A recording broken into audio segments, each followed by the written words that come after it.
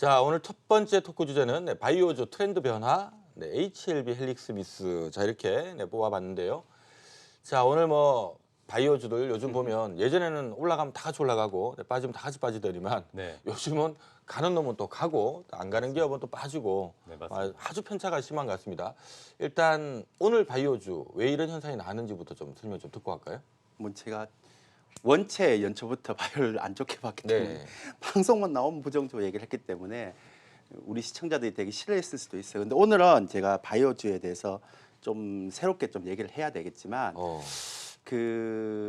제가 예전부터 그랬지 않습니까? 이제 올해 바이오는 이제 나중에 가는 종목만 가는 장사가 될 것이다. 네. 그런 얘기를 했는데 이건 뭐 비단 오늘뿐만 아니라 앞으로 이제 계속 이런 현상이 일어나지 않겠습니까? 그런데 좀 이따 설명드리겠고요. 네. 오늘 HLB하고 헬릭스미스의 차이가 왜 그런가 하면 HLB는 상한가고 헬릭스미스는 마이너스 9%로 그렇죠. 하락을 했죠. 근데 이제 이게 문제가 뭐냐면 HLB는 시장에서 그렇게 관심이 큰 기업이 아니었죠. 신라젠과 더불어서 임상 3상도 하나밖에 없었고, 네. 근데 이제 헬릭스미스는 임상 3상이 2개 있고 굉장히 관심도 컸었던 기업인데도 불구하고 지금 반대 현상이 일어나지 네. 않습니까?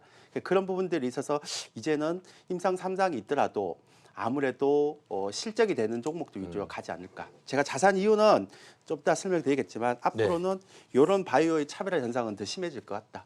뭐 벌써부터 놀라지 마시라 이렇게 말씀드리겠습니다. 네, 자 아마 우리 이 방송 시청하신 분들은 바이오주들은 한두 개 정도는 다들 들고 있거나 또 네. 매매를 해보셨거나 맞습니다. 하신 분들이 아마 많이 계실 것 같습니다. 오늘 바이오 쪽에 요즘 좀 변화가 많이 나와서 한번 특별하게 바이오 얘기부터 출발할까 하는데요. 네네. 자 일단 오늘 두 개 기업 편차, 그렇죠. 얘는 최근에 하여튼 HLB를 적중했다 소문도 들리는 것 같은데 맞습니다. 오늘 어떤 이유 때문에 이런 일이 있었던 거예요? 일단은 저희는 이제 HLB를 저희 회원분들은 보유를 하고 있었는데 그 이유는 일단은 예전 6월달 정도에 그 탑라인 결과 발표가 좋지 않았습니다. 그래서 임상이 실패했다 이런 가전 루머로 인해서 하한가 2번 정도 나오는 그 급락 흐름을 보였는데 오늘 그 예상을 완전히 뒤엎었습니다.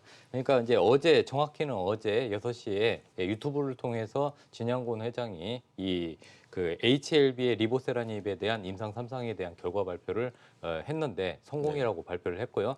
이것은 현재 세계적인 의학 학회인 유럽의 에스모에서 공식적으로 임상 3상 결과 발표를 했기 때문에 이것은 이제 공식적으로 일단 데이터로 잡힐 것이고요. 중요한 것은 그동안 이제 HLB의 리보세라닙에 대한 기대감이 높았다가 탑라인에 대한 데이터 값이 결과치에 못 미쳤다 하는 그 시장에 일단은 실망감을 줘가지고 네. 투자 심리는 굉장히 악화되었습니다. 그런데 일단 이 3개월 동안 임상 데이터를 좀 보강을 했습니다. 물론 OS 값은 예전과 틀려지지는 않았지만 나머지 여러 가지 부분이 임상학적 유의미한 데이터가 충분히 마련되면서 임상 3상을 성공을 했는데 중요한 것은 이제 우리나라는 현재 글로벌 제약사가 아직 특별히 없습니다. 그런데 중요한 것은 글로벌 임상을 성공하면서 글로벌 제약사하고 손을 잡았는데요. 세계 4위의 네오파마라는 그 글로벌 제약사 손을 잡았고 그다음에 합작 법인까지 설립 계약을 했습니다. 그래서 중요한 것은 이 글로벌 제약사를 이렇게 통하면은 백화점이라고 보시면 됩니다.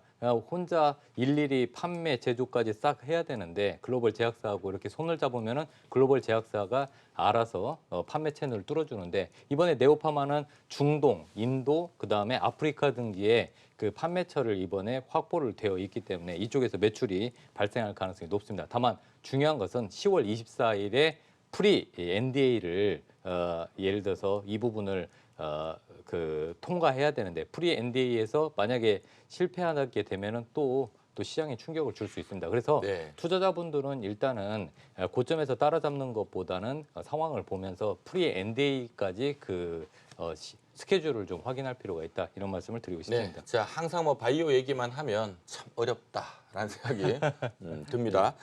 자 아무튼 우리 방송 시청하신 분들 입장에서는 어쨌든 내가 어떤 업종 또는 어떤 기업을 사가지고 좀 편안하게 3개월, 6개월 사고 팔고 잘하라는 얘기를 누구나 할 수 있는 얘기지만 사실 쉽지 않은 일이고 어쨌든 우리 투자자분들께서는 어떤 특정 업종이나 특정 기업에 대해서 뭔가 이걸 사가지고 한 3개월, 6개월 가만 냅둬도 좀 수익 날 만한 뭐 이런 게 없을까라는 이런 목마름이 항상 있는데 네, 맞습니다. 어쨌든 저희가 이제 뭐 2015년부터 시작해서 바이오 돌풍을 한번 일으키면서 당시 뭐 중간중간 등락이 있었지만 어쨌든 바이오 가지고 계셨던 분들이 꽤 짭짤하게 수익을 냈는데 맞습니다. 이게 뭐 2017년 이후부터는 뭐 바이오 들고 계신 분은 거의 다 지금 마이너스가 심하게 났다고 보시면 되는데 자, 아무튼 우리 투자자분들이 가장 궁금해하는 부분은 어쨌든 바이오가 많이 빠졌으니까 뭐 여기서는 또 중기로 한번 들어가도 되는 거 아니냐라고 생각하시는 분도 있을 것 같고 네. 또 어떤 분들은 뭐 일단 바이오는 이제 한풀 갔다 이제 뭐 워낙 시장이 이제 불신감이 어느 정도 퍼져버렸기 때문에 예전만한 어떤 시세는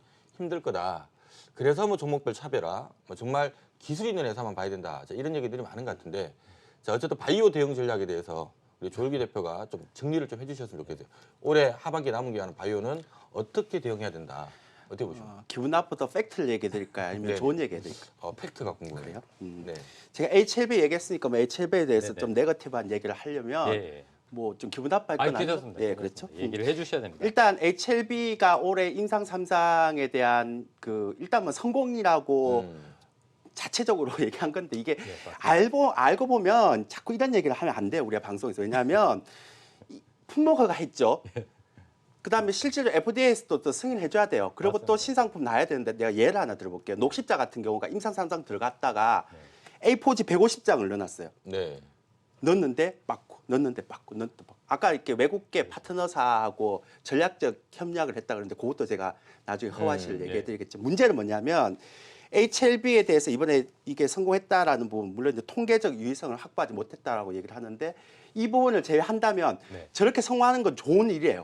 왜냐하면 바이오가 앞으로 잘 가기 위해서는 굉장히 좋은 부분이 있죠. 네네. 근데 이제 이게 계속 이런 형태가 나와야 되는데 헬릭스 미처럼 또 안 나올 수도 있잖아요. 제가 네. 어떻게 보냐라고 얘기하기 위해서 제가 설명드린 거예요. 헬릭스 미스 되게 얘기를 많이 하는데 지금 헬릭스 미스에 대해서 기술 수출해야 된다 이제. 이제 임상은 끝났기 때문에 빨리 기술 수출해야 된다라고 얘기하시는 분이 계신데요. 이 기술 수출이 아무나 되는 게 아닙니다. 예를 들어서 우리가 보통 산업은행에서 구조조정 들어갈 때 기술 수출하려면 실사를 해야 돼요. 그렇죠. 그 실사를 해야 되는데 실사를 했을 때 그 약효가 삼상의 효가 있는지 없는지 유효성이 되는지 안 되는지 봐야 되죠. 실사 끝나면 상품성이 되는지 안 되는지 시판돼서 봐야 돼요. 이걸 전문 용어로 해서 사이언스 단계가 있고요. 그 다음에 커머시 단계가 있다고 그러죠. 네. 그 다음에 이제 이게 실사 끝나면 그 다음부터 프라이싱 리고시에이션 해갖고 가격 협상을 해야 되거든요. 제가 지금 HLB에 지금 나쁘다고 얘기하는 게 아니라 네. 통계적 유효성을 확보하지 못했잖아요 아직까지. 네네. 근데 FDA에서는 통계적 유효성을 되게 중요하게 생각한다고요. 또 하나는 지금 헬릭스 미스가 다음 주에 10월 중순에 익스텐션 스터디가 있어요. 무슨 얘기인가 하면 이번에 혼용에 대한 그러니까 막 위약하고 같이 써보던 혼용 환자들에 대한 부분이 네. 있는데 요거 다 빼고 그거 임상 3단 데이터 안 나오는 거 다 빼고 120명 혼용 안 된 120명 환자들만 가지고 12개월 롱텀 안정성과 효능성 입증하는 게 2주 뒤에 발표가 돼요. 그게 네. 이제 익스텐션 스터디죠.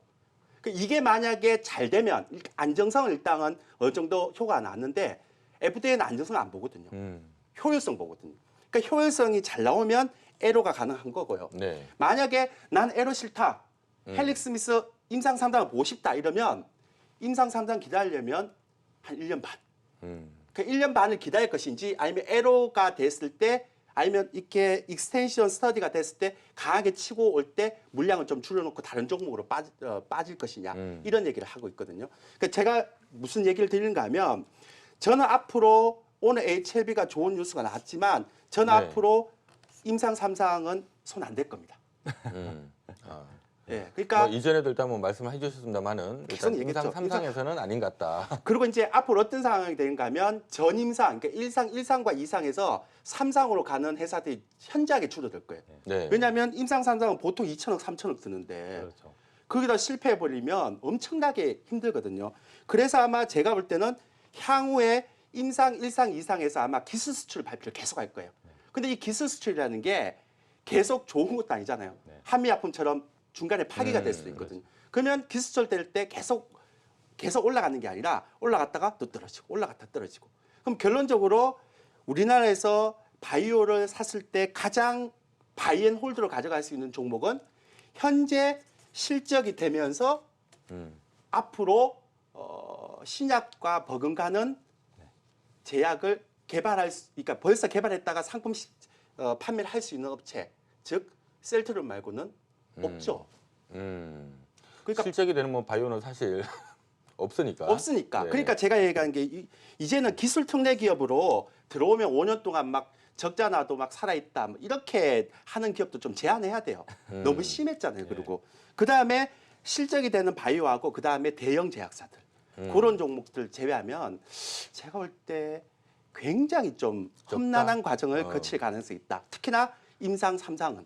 네, 자 우리가 이 임상 실험이라고 하는 게 참 어려운 과정입니다. 물론 이제 다 통과돼서 이제 신약으로 나와서 막 전 세계를 대상으로 판매를 하면 좋긴 좋은데 어쨌든 비교적 1상과 2상은 시간도 짧고 돈도 좀 적게 드는 반면에 3상 들어가게 되면 이제 시간도 길어지고 돈도 천문학적으로 들어가게 되고요. 이게 또 뭐 다 성공한다는 보장도 없고 하다 보니까 일단 우리 조일교 파트너께서는 일단 기본적인 일단 말씀이 웬만하면 3상 들어간 거 쳐다보지 말고 일단 뭐 전임상이나 임상 1, 2상 정도에서 좀 결과 잘 나와서 기술 출할 가능성이 있는 이런 기업 좀 포커스를 맞추거나 아니면 아예 뭐 탄탄한 실적을 갖고 신약 파이프라인도 어느 정도 좀 매력적인 걸 갖고 있는 이런 기업들 좀 국한해서 보는 게 예전처럼 그냥 바이오 얘가 가면 나도 바이오인데 하고 따라가는 이제 기대감으로 가는 이런 시대가 거는 끝났죠. 아닌 것 같다. 제가 그건 연초부터 얘기했고요. 그다음에 네. 또 하나 제가 하나만 더 네. 얘기 죄송합니다만 예, 예.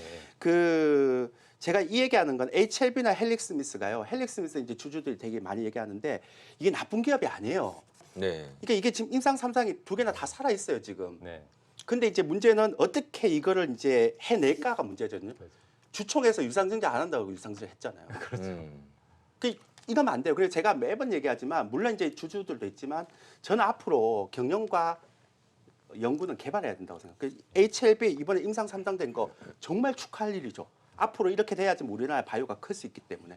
그렇지만 문제는 뭐냐면 아까도 말씀드렸지만 임상 3상을 했을 때 기술 품목 허가 실제 상품 판매로 그렇죠. 가기까지 시간이 너무 많이 걸리니까 그렇죠. 예. 그 부분에서는 조금 제가 예. 그렇습니다. 이제 첨가해서 말씀을 드리면은 HLB의 상한가는 일단은 그동안 이제 K 바이오에 대해서 투자 심리가 굉장히 악화됐는데 투자 심리 개선에는 분명히 도움될 거라고 저는 생각합니다. 그리고 이제 시청자 여러분들이 궁금한 거는 그러면 앞으로 헬릭스미스는 어떻게 될 것인가, 신라젠과 같이 계속 떨어질 것인가 이 부분에 대해서 간단히 말씀을 드리면 헬릭스미스는 저는 이제 조정이 어느 정도 마무리되면 반등이 나올 거라고 저는 생각을 합니다. 그 이유는 일단은 VM20이 엔젠시스가 VM20이거든요. 엔젠시스 같은 경우는 여러 가지 데이터를 봤을 때 지금의 그 하락은 너무 과도하다고 생각합니다. 임상이 신라젠하고 분명히 차이점이 있는 건 신라젠은 임상 거절, 즉 임상 실패를 의미하는 거고요.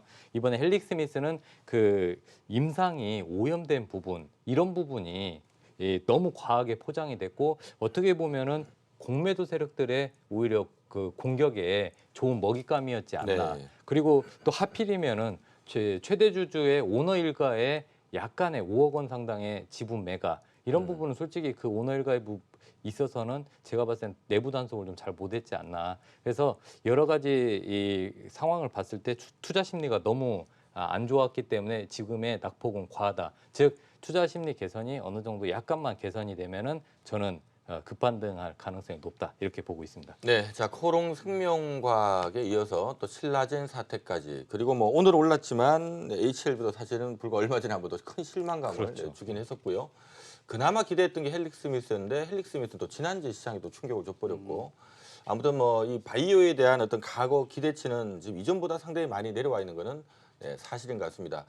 정말 몸이 아파 보면 정말 제대로 된 당뇨병이 됐든 네. 아니면 또 암을 치료제가 됐든 맞습니다. 뭔가 하나 이 대한민국에서 좀 터져주면 정말 이건 전 세계 인류를 위해서 참 좋은 일인 것 같긴 하고 이런 부분 여쭤본다면 제약바이오를 바라보는 한 희망이 네. 아닌가 하는 생각이 드는데 또 한편에서는 또 뭐 워낙 너무 기대를 하다 보니까 뭐 뚜껑 열어보니까 별거 없는 기업들이 하도 많아서 이제는 뭐 조금 우리 투자자를 지쳐버린 이런 상황인 것 같습니다. 자 일단은 뭐 분위기 자체는 과거처럼 뭐 바이오가 다 같이 달려나가는 이런 분위기는 당분간 나오기 좀 힘들 것 같고요. 다만 철저하게 뭔가 기술력을 바탕으로 해서 또 지금 이제 임상 실험도 잘 되고 있고 이건 또 잘 될 가능 높은 정말 그런 기술력 있는 회사들도 좀 같이 좀 많이 좀 낙폭 가장 기업들도 많으니까 이런 걸 좀 잘 찾아야 되겠다는 생각이 듭니다. 얘기가 나온 김에 마지막으로 제가 그러니까 이제 제 바이오주에 대한 모멘텀이 있잖아요. 네네. 일단 10월 중순에 헬릭스미스가 익스텐션 스터디가 나옵니다. 네. 네. 아까 얘기했지만 혼용 가능성이 작은 120명의 임상에서 네. 어떤 효용성이 나오는지를 이제 결과가 나와요. 그거가 나오면 이제 헬릭스미스의 방향성이 결정돼요. 일단 첫 번째 그거고요. 네. 두 번째는 메지온이라는 기업이 11월 달에 또 임상 그렇죠. 3상 발표가 나요. 맞아요. 이거 만약에 안 되면 또 한 번 충격이에요. 근데 이게 되면 HLB처럼 또 되면 이제 어떻게 될지 모르죠. 바이오 심리가 갑자기 살아날 수 있죠. 그렇죠. 그다음에 11월 달에 또 뭐가 있는가 하면 랩시마 SC의 유럽 네. 판매 이게 본격적인 승인이 나옵니다. 이번에 승인 권고가 나왔기 때문에. 네. 그러니까 그게 있고요. 12월 달에 그다음에 제약사 대형 제약사 중에 하나가 기술 수출을 합니다. 이건 제가 내부 정보라서 얘기를 못 하겠고요. 네. 그래서 정말 내부 정보를 아니까 제가 공부를 했는데 이게 지금 현지에서 제가 계속 이게 네. 그 외국에 있는 뭐 자료나 이게 데이터를 찾아보니까 이런 데이터가 나오더라고요. 근데 국내에서 아직 안 알려졌어요. 그러니까 지금 하반기에 메지온도 있고, 네. 그 다음에 대형 제약사도 있고, 그 다음에 셀트리온 랩시마 네. SC도 있고, 그 다음에 2주 뒤에 익스텐션 스터디 헬릭스미스도 있고, 이게 바이오는 변곡이거든요. 당분간 네. 굉장히 변동성이 좀 강한 장세가 나올 수도 있다. 네. 이렇게 생각합니다. 네, 자 일반적으로 바이오는 좀 계절성을 갖고 있죠. 매년 3월과 9월달에 바이오 학회가 열리고요. 이 학회를 통해서 임상 데이터 발표하면서 결과 좀 잘 나오면 또 라이센스 아웃에 대한 기대감도 좀 붙고 하는 게 이 바이오다 보니까 최근 한 5, 6년 동안에 이 바이오 관련된 주가 또 바이오가 많이 포함되는 코스닥 시장의 주가를 보면 보통 3월 앞도 좀 올랐다가 끝나면 빠지고. 네, 9월 앞두고 좀 올랐다가 9월 끝나고 나면 또 빠지고 이런 경향들이 좀 많은데 이게 어찌 본다면 우리가 남아있는 기간에 바이오에 대한 약간의 두려움 네. 9월 바이오 학회가 끝났으니까 뭐 몇몇 개 바지 일정은 남아있긴 하지만 그게 뭐 전체 모든 해당되는 기업들에 관련된 내용은 아니기 때문에 일단은 좀 남은 기간은 이제 당장 내년 3월 바이오 학회 때까지는 또 약간 기대감 좀 꺾일 만한 시기이기도 하고요. 다음 말씀하셨던 내용들을 보니까 물론 잘 돼야 되겠지만 잘될 그런 겁니다. 기대거리가 아직은 조금은 남아 있다는 생각이 좀 듭니다. 자 개인적으로 좀 궁금한 게 그래도 바이오 이 기업이면 네. 좀 중기로 이건 봐도 괜찮을 것 같은데 하는 기업이 혹시 자신 있게 얘기할 만한 기업이 있을까요? 저 두 분께 진짜 궁금해요. 저는 일단은 HLB를 회원들이 보유했고 그동안 꾸준히 연구를 했기 때문에 저는 일단 HLB는 끝까지 한번 시간이 걸리더라도 보자 이런 의견입니다. HLB는 좀 길게 한번 봐보자 네, 네. 입장이시고 혹시 좀 괜찮게 보는 바이오 저 있으신가요? 바이오 안 합니다. 궁금한 게 또 하나 있네요. 네. 바이오 제가 알기로 별로 안 좋아하는 걸로 알고 있는데 네. 바이오 공부는 왜 이렇게 많이 하십니까? 그러니까 이 나중되면 이게 공부를 하다 보면 나중되면요 또 이게 언제가 팍 올라옵니다. 네. 그럴 때 대비해서 공부를 해야죠. 그럴 때 대비해서. 그럼 준비도 안 하고 보면 매년 놀다가 언제 배짱이가 될 수 없잖아요. 자, 아무튼 우리 조율교 파트너님께서 사실 뭐 올 초부터 바이오 조심해라, 조심해라. 올 초부터가 아니죠. 작년부터 시작을 해서 바이오 조심하라는 얘기를 막 엄청나게 얘기를 하셨는데 막상 예측대로 가버리니까 한편은 감사하기도 하고 또 한편으로는 좀 밉기도 하고 우리 투자자분들 입장에서 그럴 수 있을 것 같은데. 이제부터 바이오 제가 굉장히 이제 팩트 체크를 해서 좀 좋게 얘기할 거예요. 이제부터는. 왜냐하면 HLB를 계기로 해서 이제 우리도 네. 바이오 말고는 먹고 살 게 없거든요. 한국도. 그러니까 이제 제가 공부를 더 열심히 해서 우리 시청자들한테 이제 정말 좋은 종목과 네. 나쁜 종목을 가려줘야죠. 왜 저한테만 자꾸 질문하세요? 알겠습니다. 시간도 없는데 다음 주제로 넘어가시죠. 네. 자, 아무튼 뭐 우리 투자자분들 궁금해할 만한 바이오 관련된 얘기 먼저 좀 나눠봤습니다. 일단은 정리를 하자면은요, 과거 바이오가 돌풍을 일으켰던 이런 분위기는 당분간은 힘들 거다라는 얘기를 좀 주신 것 같고요. 다만 이제 일부 몇몇 기업들 정말 기술력이 있는데 같이 지금 바이오주 빠지면서 수급이 꼬여 있는 이런 기업들은 좀 오히려 기회가 될 수 있을 것이다라는 측면에서 종목별 차별화는 좀 충분히 가능하기 때문에 좀 잘 좀 골라서 대응을 하면 좋은 결과가 나올 수도 있을 것 같다라고 얘기를 주신 것 같습니다.